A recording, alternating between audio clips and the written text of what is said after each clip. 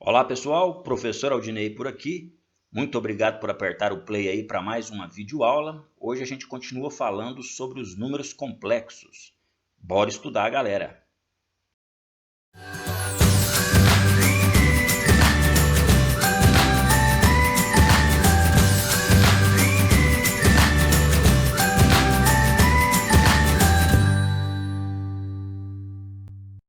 Pessoal, a gente continua utilizando o livro Matemática, Ciência e Aplicações para falar de números complexos. Abre aí na página 186, que é a partir dessa página aí que abordaremos nessa videoaula.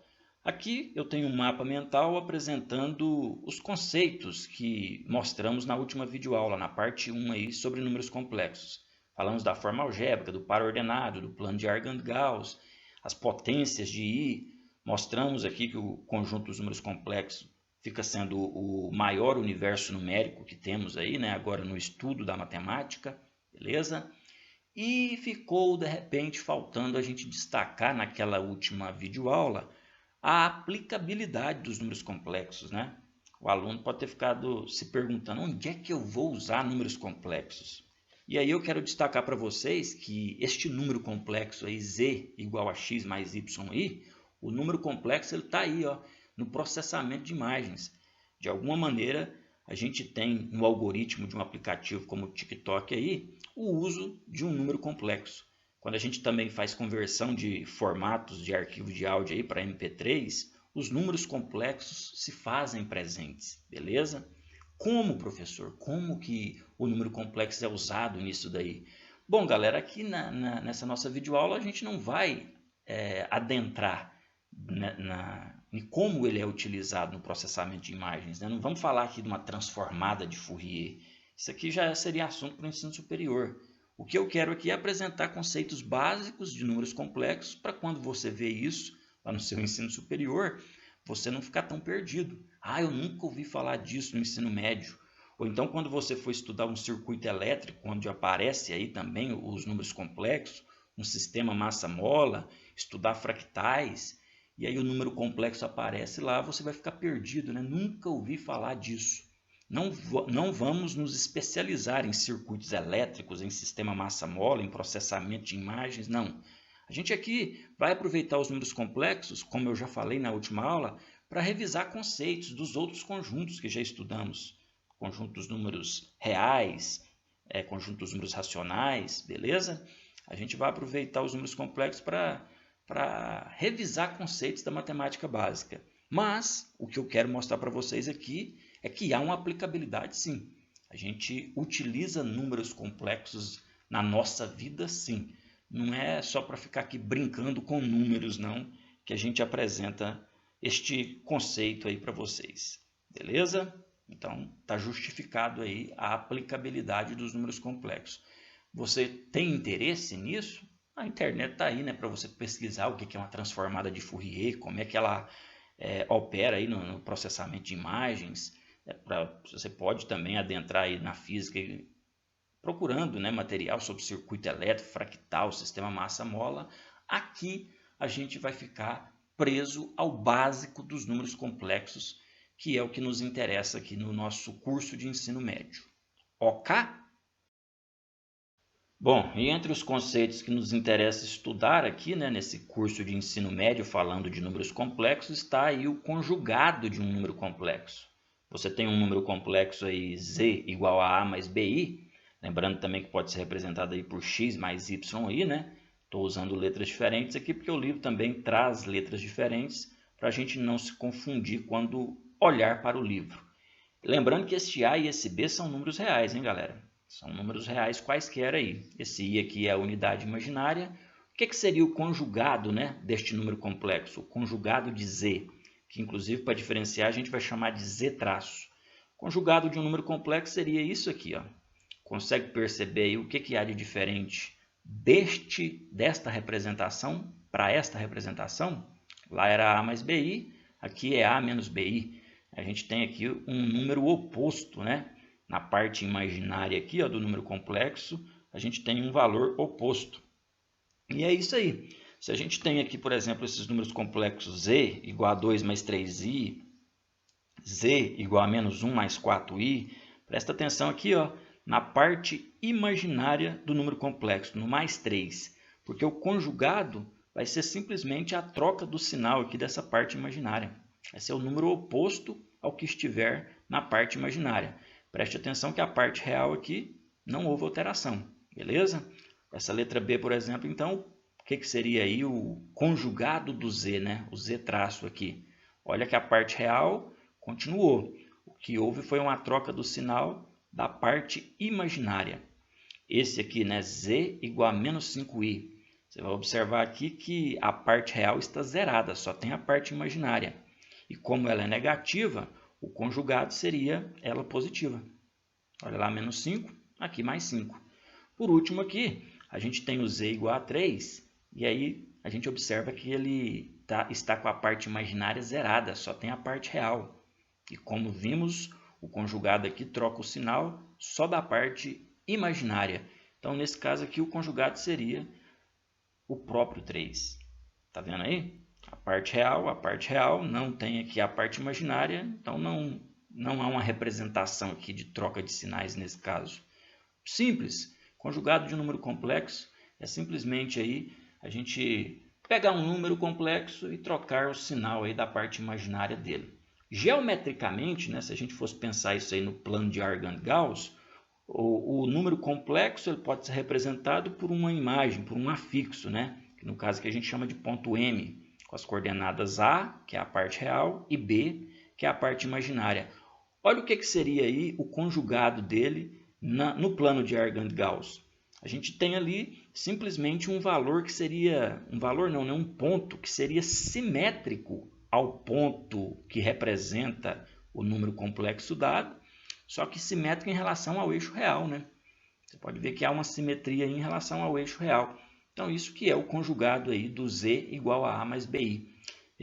Podemos definir que é um ponto simétrico aí em relação ao eixo real. A imagem do Z traço, a imagem do conjugado, é o ponto simétrico da imagem de Z em relação a esse eixo real. E como eu já havia dito, né, no slide anterior, no momento anterior aí, isso aqui nos ajuda a relembrar aí na reta real, né, na reta com os números reais. Vamos até escrever aqui, né, o símbolo dos números reais. A gente lembra que lá estudamos essa história de termos o zero aqui, e se você representa um mais um aqui, depois do zero, a gente tem como simétrico, como o oposto do mais um, né, o menos 1. Lembra desse conceito aí de número oposto?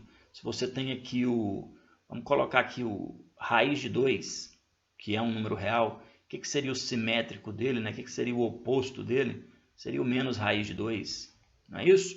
Se você tem lá na frente lá o número, sei lá, o número π, que é o 3,14, né? Então, o que seria o simétrico dele, o oposto dele aqui seria o menos π.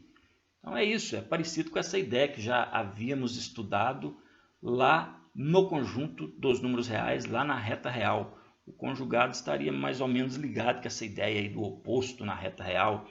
Ou então, né, estudando o plano cartesiano, a gente também tinha pontos simétricos aí, pontos simétricos em relação ao eixo das abscissas. Você teria aqui, né, esses pontos, esses dois pontos, deixa eu melhorar, que não está tão simétrico assim.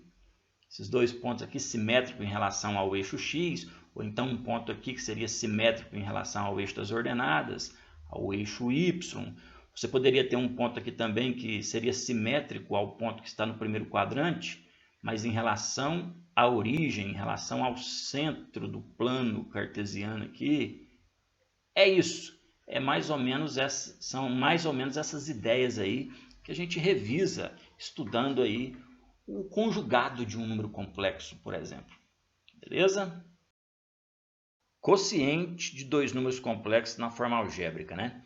Na última aula a gente tinha falado sobre operações com números complexos, mas não falamos da divisão. E aí aqui agora a gente vai ver que para se obter o quociente de dois números complexos, Z1 e Z2 aí, basta multiplicar o numerador e o denominador pelo conjugado do denominador. Conjugado que a gente acabou de falar. O que é isso, né? O que é essa história de multiplicar o numerador e o denominador pelo conjugado? Se você tem, então, uma divisão de dois números complexos, o que você vai fazer é isso daqui, ó. Vai multiplicar pelo conjugado do denominador, tanto o numerador quanto o denominador dessa divisão dessa fração aqui. Galera, e aqui eu quero destacar o tanto que isso nos faz lembrar de racionalização. Quando a gente tinha uma fração com denominador irracional, 3 sobre raiz de 2, para resolver isso aqui, estão lembrados que você também multiplicava lá o numerador e o denominador pelo denominador que apareceu aqui nessa fração? Então, está aí mais uma vez o estudo de números complexos nos fazendo relembrar conceitos aí da matemática básica. Não estou dizendo que é a mesma coisa, mas nos faz lembrar de racionalização. No exemplo que temos aqui, vamos pegar aí este 3 menos 2i como sendo um número complexo Z1, né? E este 2 mais i como sendo um número complexo aí Z2. Eu estou dividindo aí dois números complexos, por isso que a gente está diferenciando aí como Z1 e Z2. O que eu vou fazer aqui, né, para encontrar essa divisão? Pelo que a gente acabou de ver, basta você multiplicar o numerador, o 3 menos 2i, e o denominador, o 2 mais i, pelo conjugado do denominador. Então, se aqui era mais i, a única diferença que a gente vai ter aqui é esse menos i, beleza? Agora, mais uma vez, relembrando aí a nossa matemática básica, né? Aquela propriedade distributiva lá que você tinha que multiplicar os elementos usando o chuveirinho. Estão lembrados disso aí? Então, eu teria 3 vezes 2, 3 vezes menos i, 2i negativo vezes 2, 2i negativo vezes i negativo. Então, é uma propriedade distributiva, é um chuveirinho sendo aplicado aqui, chegando nessa situação aqui, onde apareceu i ao quadrado, onde apareceu i ao quadrado. E aqui você pode até se perguntar, né, por que não aplicou chuveirinho aqui também? Bom, aqui é o produto da soma pela diferença, né? A gente pode relembrar aí aquela definiçãozinha de pegar o quadrado do primeiro, por isso que deu 4, menos o quadrado do último, por isso que deu i ao quadrado. E aí lembra, hein? I ao quadrado é uma potência de i, que a gente já viu que vale menos 1. Então, posso substituir aquilo ali por menos 1. Aqui também, ó, posso substituir por menos 1. Efetuando isso aí, a gente vai ter então aí 4 menos 7i em cima e 4 menos menos 1, né? É o menos aqui, o i ao quadrado vale menos 1, por isso que está ali o menos menos 1. E aí a gente chega na resposta final aí, 4/5, que é a parte real, né? Isso aqui seria a parte real do número complexo encontrado, e menos 7/5, que é a parte imaginária do número complexo dado, do número complexo encontrado, né? Encontrado a partir da divisão aí Z1 por Z2. Olha aí, quociente de dois números complexos na forma algébrica. Não é um conceito muito complicado, muito complexo, não. Mais um exemplo, então, né? Vamos agora com menos 1 mais 5i dividido por i. Então, vai lá, você vai pegar este número e multiplicar pelo conjugado do denominador. Então, aqui agora, se a gente tem só o i, a gente vai trocar o sinal aí para o conjugado. Lembra que vai virar menos i, por isso que está menos i em cima, menos i embaixo, já que fala que a gente multiplica o numerador e o denominador. Ok? Beleza? Então, o que a gente vai ter aí em cima, né? Depois de multiplicar? I menos 5i ao quadrado. E por que né, deu i ali? Quando a gente fez essa multiplicação, presta atenção aqui, ó, menos 1, opa, vamos lá, menos 1 vezes menos i, menos e menos dá mais, né? Por isso que vai dar só o i aqui. E se a gente multiplica mais 5i vezes menos 5i, jogo de sinal, relembrando o jogo de sinal aqui também, está lá o menos, 5i vezes i, 5i ao quadrado. De novo, hein? I ao quadrado pode ser substituído por menos 1. É a potência de i famosa. Então, substituindo por menos 1, a gente vai chegar em 5 mais i como resultado para essa divisão aqui de um número complexo Z1 por um número complexo Z2. Ok, tá aí mais um exemplo para ficar clara essa história do quociente de dois números complexos. Pessoal, tá aí módulo, né? Mais uma palavrinha que a gente já havia visto estudando os outros conjuntos numéricos. A gente lembra lá que módulo era a distância de um número real até a origem da reta real, né? Até o zero aí na reta real. Aqui a gente também vai ver que se você tem um número complexo aí A mais BI, o módulo dele também vai ser, de alguma maneira, essa distância aí até a origem. Como assim, né? A gente vai ver agora. A definição de módulo que aparece no livro, ela utiliza as duas barrinhas que a gente já utilizava também nos outros conjuntos numéricos, ou então você pode simplesmente usar a letra grega Rho, certo? Letra grega Rho, ou então o número com as duas barrinhas aí que a gente já usava no estudo de módulo. E o módulo aqui é dado por esta formulazinha, ó, raiz quadrada da soma dos quadrados aí da parte real com a parte imaginária do número complexo. Da onde é que saiu isso daí, né? Vamos representar esse número complexo aí no plano de Argand-Gauss e vamos entender por que encontrou-se essa formulazinha aqui, sabendo que a definição de módulo aí dentro do conjunto dos números complexos também é a distância em relação à origem. Que origem, né? No caso aqui, a origem do plano de Argand-Gauss. A origem do plano de Argand-Gauss, que está bem aqui, o módulo seria então essa distância do afixo aqui, né, do ponto M até essa origem. Se você prestar bem atenção, essa linha aqui, essa distância que eu estou falando aqui, ela é a hipotenusa desse triângulo retângulo. Se é a hipotenusa, olha o Pitágoras sendo utilizado aqui. Eu posso vir cá então e colocar lá isso aqui, né, módulo de Z, representando essa hipotenusa. E usando Pitágoras, a gente vai observar que hipotenusa ao quadrado, ou seja, o módulo de Z ali ao quadrado, é igual à soma dos quadrados dos catetos, que no caso aqui vai ser o cateto B e o cateto A, né? Esse B que está aqui, a gente sabe que é o mesmo valor que está lá. Então, cateto B, cateto A, se a gente somar, né? Cateto A, cateto B. Esse quadrado aqui, a gente pode transformar ele em raiz do outro lado, então aplicar raiz nos dois lados, que seria uma forma mais correta ainda, né? Aplicando raiz dos dois lados aí, o que a gente vai ter no final, então? Módulo de Z igual a raiz quadrada de A ao quadrado mais B ao quadrado. Por isso, então, que a gente tem essa formulazinha aqui para achar o módulo de um número complexo. O módulo que seria, então, isso aí, a distância que separa o afixo, né, a imagem do número complexo, até a origem do plano de Argand-Gauss. Ok? Vamos pegar aqui alguns exemplos para calcular então este módulo, né? Vamos pensar aqui neste número complexo Z1 igual a 3 menos 4i.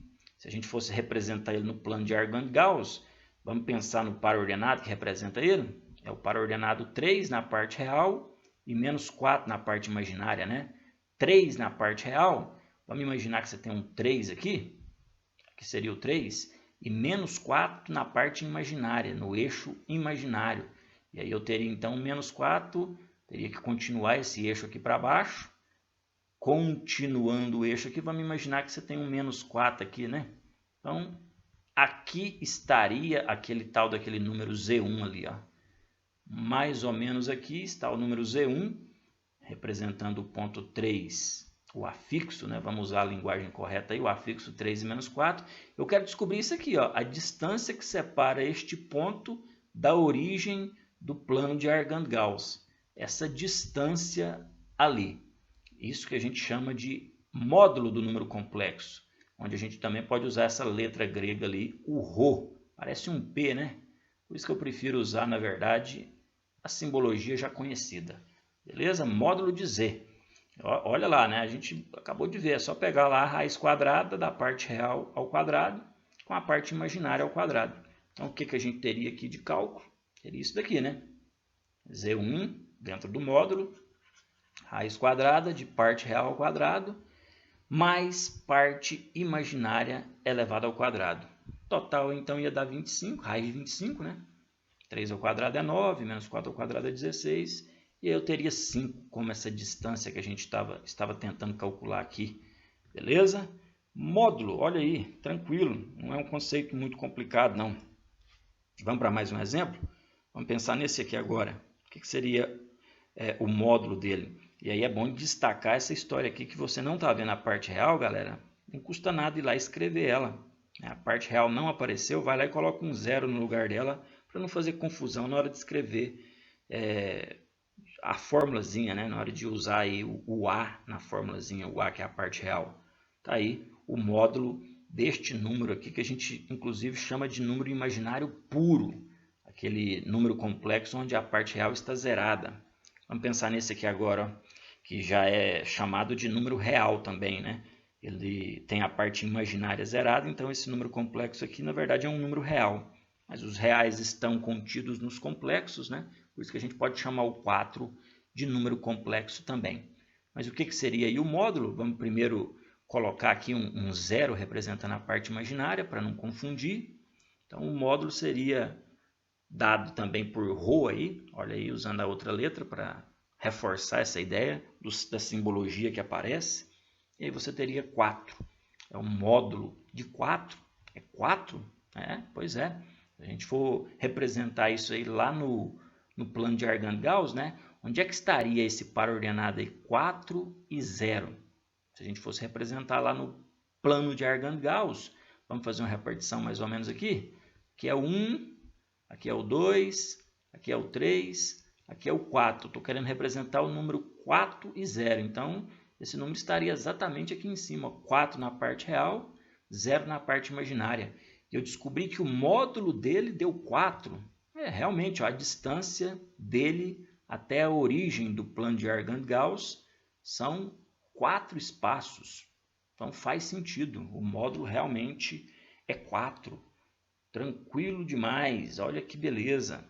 Mais um exemplo para fechar. Vamos pegar agora números fracionários, né, que é o terror de muitos aí. Mas não tem segredo, né? Elevando ao quadrado, resolvendo tudo isso daí, a gente vai descobrir que neste caso aqui, o módulo do Z4 deu 1. Tá aí, módulo de números complexos. Relembrando, mais uma vez, conceitos da matemática básica, como eu disse aí. Relembrando o que é o módulo lá, relembrando também o teorema de Pitágoras. Bem tranquilo, né? Bom, pessoal, argumento agora, que está lá na página 192 do nosso livro didático. Argumento de Z, argumento de um número complexo, é qualquer ângulo θ, olha aqui mais uma letra grega aqui, ângulo θ, que a gente está vendo lá na figurinha lá, ó, aquele ângulo em destaque, que corresponde a um arco de lambda, isso aqui também mais uma letra grega, e lambda aqui no caso está representando esta circunferência que estamos vendo aqui no plano de Argand-Gauss. De origem n, extremidade m, eu estou falando do arco, né? Este arco aqui, ó, de origem n e extremidade m, o que eu estou definindo é que argumento é este ângulo correspondente a este arco, beleza? Conforme mostrado na figura ao lado, então está aqui a figurinha já sendo rabiscada. É isso. Argumento basicamente é isso. É esse ângulo θ, que a gente está chamando de θ, correspondente a esse arco de origem n e extremidade m, né? Ele se inicia aqui no m e termina lá no m, dentro desta circunferência lambda, né? Essa letra grega aqui, lambda. Tranquilo, né? Não é muito difícil, não. Eu sei que muita gente já deve estar arrancando os cabelos aí, mas concentre-se. É isso aqui, ó. O que eu estou querendo é este ângulo aqui. Quantos graus, quantos radianos medem este ângulo aqui, este arco, né? Este arco correspondente aqui também. O que a gente pode fazer aqui é pegar este afixo, este número complexo dado por este ponto aqui, e traçar aqui uma projeção dele no eixo real, né? Traçar essa projeção desse pontinho aqui no eixo real, e a gente vai ter essa figurinha aqui, ó, que nada mais é do que um triângulo retângulo. Se você prestar atenção, isso aqui é um triângulo retângulo. E se é um triângulo retângulo, a gente já viu técnicas para descobrir este ângulo aqui no triângulo retângulo. E para isso a gente vai relembrar aí dos conceitos de cosseno, que era cateto adjacente sobre hipotenusa, no triângulo retângulo, e seno, que era o cateto oposto sobre a hipotenusa. Aqui neste caso, né, neste nosso triângulo retângulo aqui, a hipotenusa fica sendo o módulo, né, fica sendo a distância aqui do afixo até a origem, esse módulo que a gente acabou de ver, uma formulazinha para descobrir ele.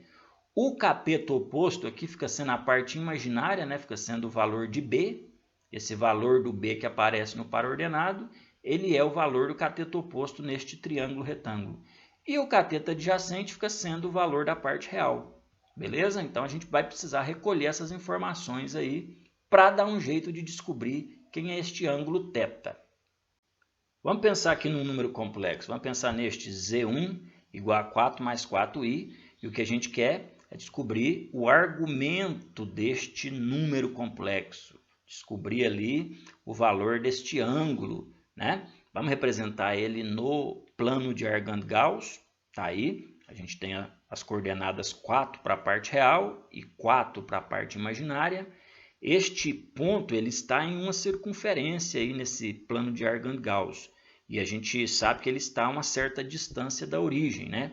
Aqui a gente já começa a enxergar então o nosso triângulo retângulo, beleza? Formando este ângulo reto aqui, com a projeção desta parte real, esse 4 aqui no eixo real, né? O cateto oposto seria essa medida aqui, né? O cateto adjacente seria essa medida.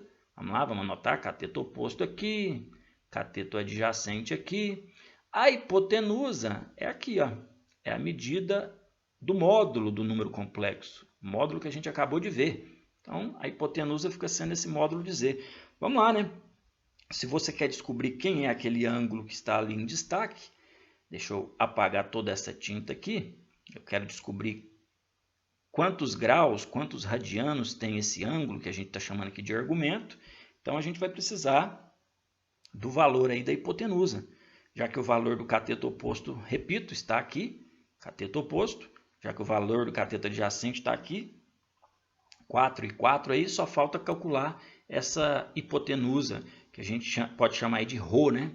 Ou, lembrando, você também pode usar a linguagem módulo de Z1. Vou colocar Z1 aqui porque o nosso exemplo está chamando de Z1. Calculando essa hipotenusa aqui, a gente vai chegar em 4 raiz de 2. Tranquilo? Agora vamos lá, vamos para o conceito de cosseno e de seno. Como que a gente calcula o cosseno, né? Você pega o valor da parte real que no caso aqui é o 4, e no triângulo retângulo está fazendo aí a função de cateto adjacente. Então, vou pegar o 4 sobre o 4 raiz de 2. Vai ficar assim, né? 4 sobre 4 raiz de 2, que a gente pode estar efetuando e chegando em raiz de 2 sobre 2. Você pode ficar até perdido, né? Por que deu isso daqui? Vamos lá, vamos fazer aqui mais devagar para você não se confundir. De cara, a gente já pode simplificar, né? Por 4 e por 4. Aqui vai virar 1, aqui vai virar 1. Então, na verdade, eu teria 1 sobre raiz de 2.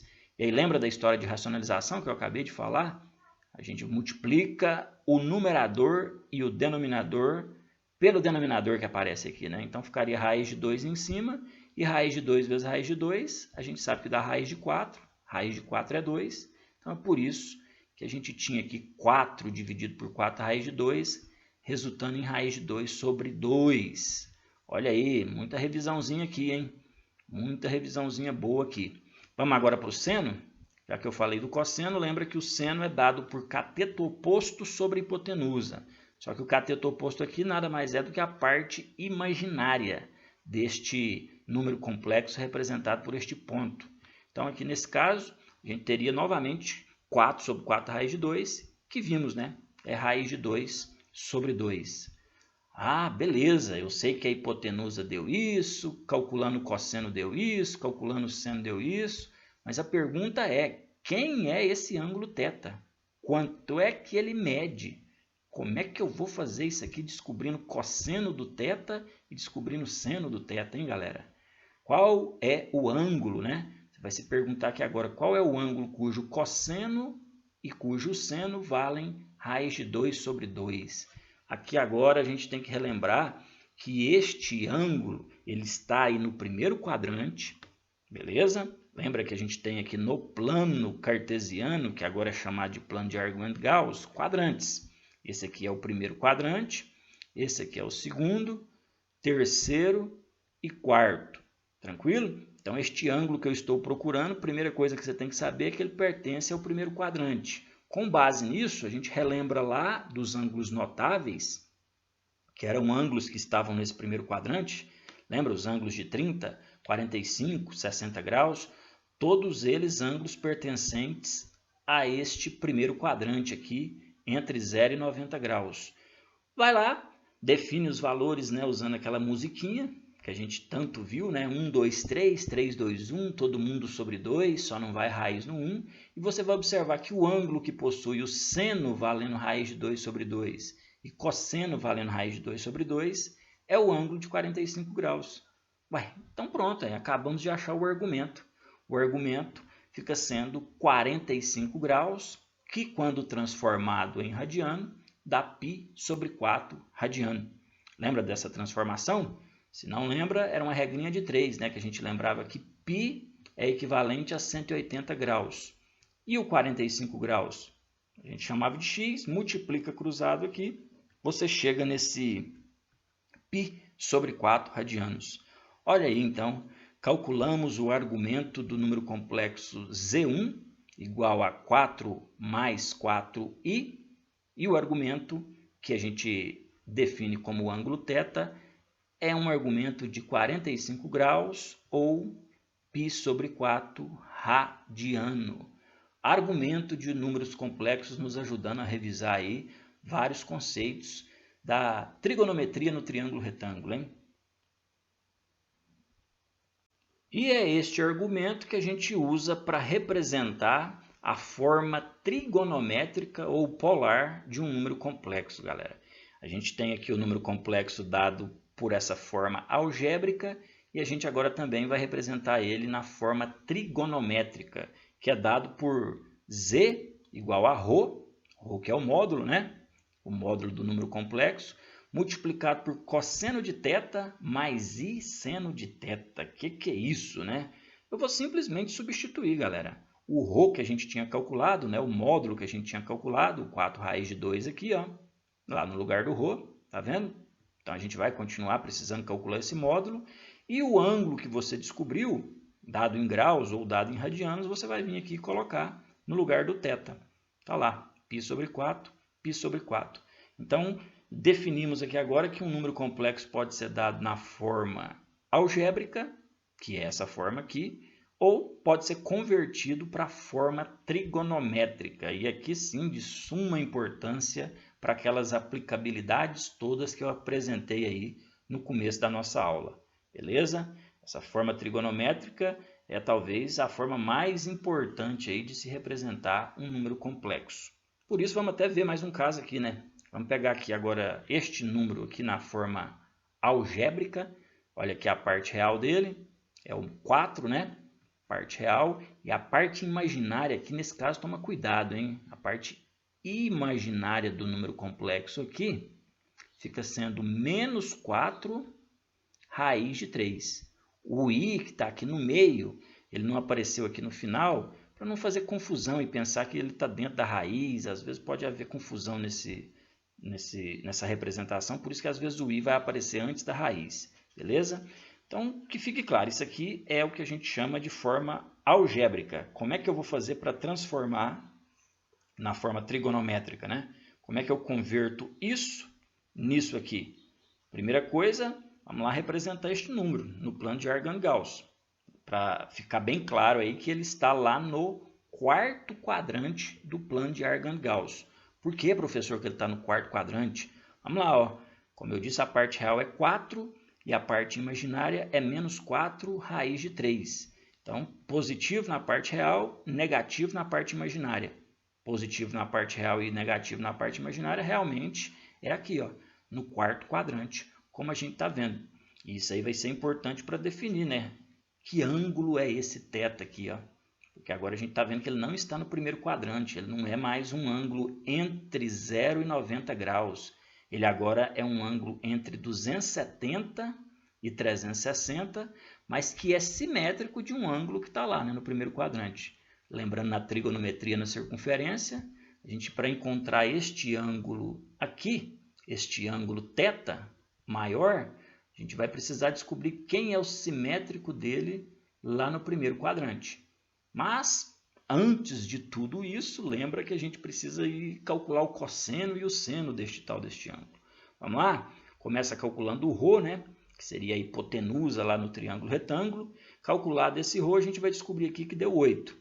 Tranquilo, né? Por que deu 8? É só desenvolver isso daqui, galera. Vai dar 16 aqui. Isso aqui, como está elevado a um expoente par, também vai dar positivo, né? 4 ao quadrado é 16. Raiz de 3 ao quadrado, quanto que é? Basta cancelar, né? Então vai dar 3. Então vai dar 3 vezes 16. É isso? 4 ao quadrado, eu já disse, deu 16. 3 vezes 16 vai dar 48. Raiz quadrada de 64, por isso que deu 8 ali. A gente está fazendo um pouco mais direto, mas não custa nada justificar para quem tem dificuldade com esses cálculos da matemática básica, já que eu falei que a gente está usando os números complexos para revisão de matemática básica, né? Agora lembra, hein? Cosseno do θ e seno do θ. Cosseno que é dado por cateto oposto não, né? Cateto adjacente sobre hipotenusa. No caso lá, o cateto adjacente, não se esqueça, fica sendo o valor da parte real. No caso aqui, o 4. Beleza? Então, simplificando, a gente vai ter meio. Pronto. Eu sei que o cosseno deste ângulo dá meio. Aí lembra já daquela tabelinha de ângulos notáveis. Qual é o ângulo cujo cosseno é meio? Parou aí o cosseno, vamos para o seno. Lembra que o seno fica sendo o cateto oposto, que no caso aqui fica sendo a parte imaginária do número complexo. Simplificando aí e efetuando, a gente vai ter aí menos raiz de 3 sobre 2. Beleza? O que a gente faz aqui agora? Relembra aí dos ângulos notáveis, né? Porque lá nos ângulos notáveis a gente tem lá um ângulo que o cosseno é meio e o seno é... Não vamos pensar no sinal não, né? Vamos pensar só nesse valor aqui. Meio e raiz de 3 sobre 2. Depois a gente pensa no sinal aí para até justificar, né? Cosseno positivo e seno negativo, onde é que está, em qual quadrante lá do ciclo trigonométrico que é parecido aí com essa circunferência no plano de Argand-Gauss.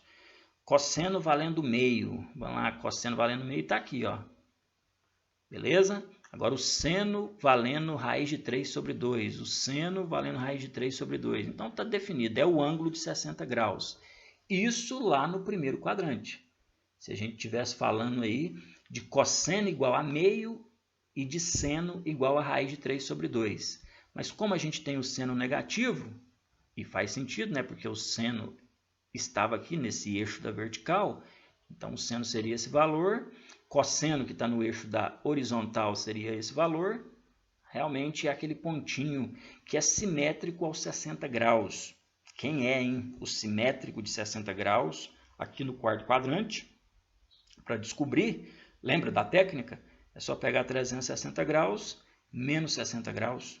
Este arco aqui, ele tem a mesma medida, vamos dizer assim, né? Ele é congruente a este arco aqui, por isso que eu faço 360 menos 60, que dá 300 graus.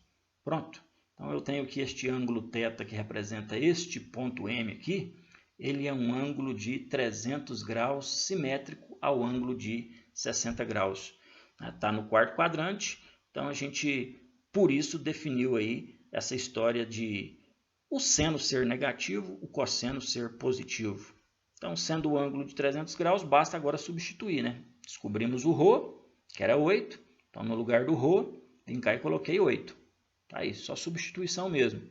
E descobrimos aí, depois de raciocínios, que o θ era um ângulo simétrico ao de 60 graus no quarto quadrante.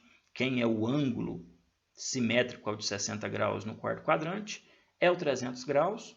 Então, por isso que a gente pode vir cá e já substituir ele por 300 graus. Se quiser representar ele na forma de radiano, não se esqueça. É a técnica simples. 180 graus equivale... Vamos pôr igual não, né? Vamos pôr um tracinho. Equivale a π radiano. Π radiano é 180 graus. 300 graus será igual a quantos radianos? Faz uma multiplicação cruzada aí, ó. Então, vou ter 180x igual a 300 π radiano. Não vou nem escrever o radiano aqui mais não. Se eu passar esse 180 dividindo, olha lá o que vai acontecer. Posso cancelar um zero aqui. Posso simplificar tanto o numerador quanto o denominador aqui por 6. Vamos lá, 30 por 6, né? Vai dar 5. 18 por 6 vai dar 3, então eu vou ter 5π sobre 3. Essa seria a representação aí na forma de radiano. 8 que multiplica cosseno de 5π sobre 3, mais i que multiplica seno de 5π sobre 3. Beleza? Essa aqui seria então a outra maneira de representar a forma trigonométrica ou polar deste número complexo que estava representado na forma algébrica, meus amigos. Olha aí, beleza? Parece complicado, mas como eu sempre digo, é praticando que a gente chega lá. Bom, e foi isso aí, né? A gente apresentou aí a aplicabilidade dos números complexos, né? Quais são as situações onde o número complexo vai ser utilizado aí no dia a dia, né? Depois a gente apresentou aí o conceito de conjugado de um número complexo. Você tem lá o número a mais b e o conjugado dele nada mais é do que essa troca do sinal da parte imaginária. Vimos também como dividir números complexos, calcular o módulo dele, que nada mais é do que a distância daquele afixo até a origem do plano de Argand-Gauss. Com este módulo aí, a gente conseguiu encontrar a forma trigonométrica, onde aparece aí o argumento, né? Que nada mais é do que a medida daquele ângulo θ ali, naquela representação diferenciada agora para números complexos. Beleza? Foi basicamente disso que tratamos nessa nossa videoaula. Qualquer dúvida, lembrem-se, é só chamar lá, é só acionar a gente no WhatsApp. Valeu! Muito obrigado pela atenção. Até a próxima aula. É isso aí, meus amigos.